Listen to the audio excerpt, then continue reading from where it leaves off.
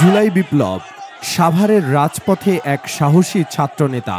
বৈষম্যের বিরুদ্ধে যখন বিস্ফোরিত হয় ছাত্রদের ক্রুদ্ধ কণ্ঠস্বর, তখনই জেগে ওঠে সারা দেশে জনতার অন্তর্নিহিত শক্তি।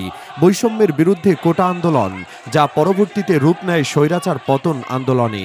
সাভারে জাহাঙ্গীরনগর বিশ্ববিদ্যালয় থেকে শুরু হয়ে সেই আন্দোলন ছড়িয়ে পড়ে সাভার আশুলিয়ার প্রতিটি অলিতে গলিতে। ইতিহাস যাকে চেনে জুলাই বিপ্লব নামে। এই বিপ্লবের সূচনা থেকে এক নাম উচ্চারিত হতে থাকে আন্দোলনের মিছিলে, মোহাম্মদ তমিজউদ্দিন, ঢাকা জেলা উত্তর ছাত্রদলের সভাপতি, এক সাহসী ছাত্র নেতা, যিনি শুধু নেতৃত্ব দেননি, বরং সামনে থেকে বিপ্লবকে চালনা করেছেন বীরত্বে, দূরদর্শিতায়। জুলাইয়ের শুরু থেকে আগস্টের ৫ তারিখ পর্যন্ত চলা এই অভ্যুত্থানে সাভারের রাস্তাগুলো রূপ নেয় বিপ্লবের মঞ্চে। ছাত্র, শ্রমিক, শিক্ষক, সাধারণ মানুষ সবাই এক কাতারে। তমিজউদ্দিনের নেতৃত্বে ছাত্রদলের নেতাকর্মীরা সাধারণ ছাত্র জনতার সাথে রাজপথে গড়ে তোলে প্রবল প্রতিরোধ।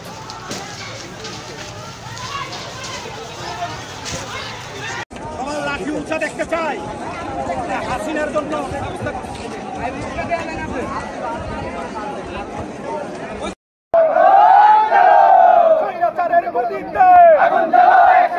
সন্ত্রাসীদের আস্তানা ভেঙে দাও, গুড়িয়ে দাও, ছাত্রলীগের আস্তানা ভেঙে দাও, গুড়িয়ে দাও, শেখ হাসিনার আস্তানা ভেঙে দাও, গুড়িয়ে দাও, স্বৈরাচারের আস্তানা ভেঙে দাও, গুড়িয়ে দাও, আওয়ামী লীগের আস্তানা। ৪ আগস্ট যখন আন্দোলন পৌঁছায় এক দফা দাবিতে সরকারের পতনের মোহনায়, তখন মোহাম্মদ তমিজউদ্দিন একটি প্রেস বিজ্ঞপ্তি দিয়ে বলেন, আমি যদি গ্রেফতার হই বা শহীদ হই তাহলে আন্দোলন থামবে না, ছাত্রদলের যে কেউ নেতৃত্বে আসবেন আর রাজপথ ছাড়বেন না।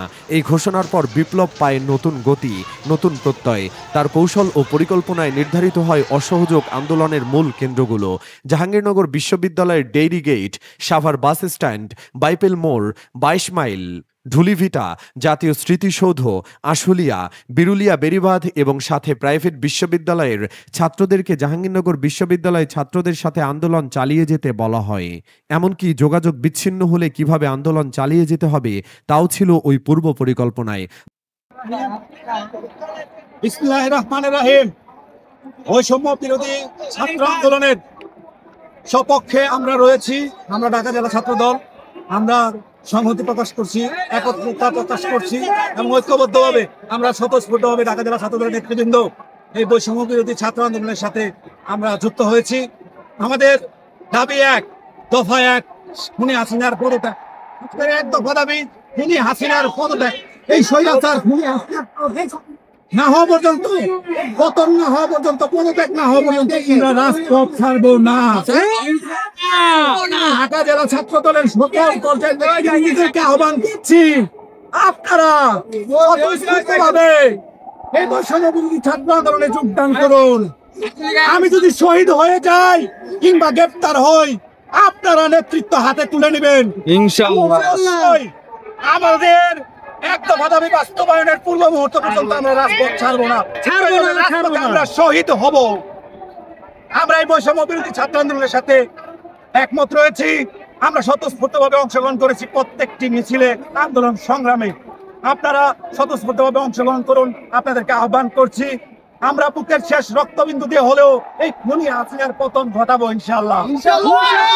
বাংলার মাটি থেকে, বাংলার মানচিত্র থেকে স্বৈরাচার হাসিনাকে বিদায় করতে হবে।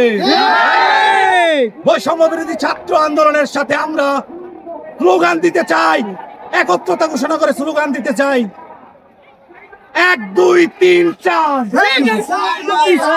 ১ ২ ৩ ৪, ১ ২ ৩ ৪, দিয়েছি তো রক্ত, রক্তের বন,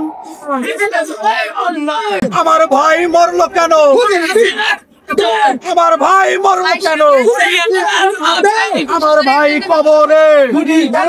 ৫ আগস্ট জাহাঙ্গীরনগর বিশ্ববিদ্যালয় থেকে গণভবন অভিমুখে যে মিছিল শুরু হয় তার সম্মুখভাগে ছিলেন তিনি, মোহাম্মদ তমিজউদ্দিন। এই সাহসিকতা ও নেতৃত্ব একদিকে অনুপ্রেরণা, অন্যদিকে রক্তে লেখা ইতিহাস।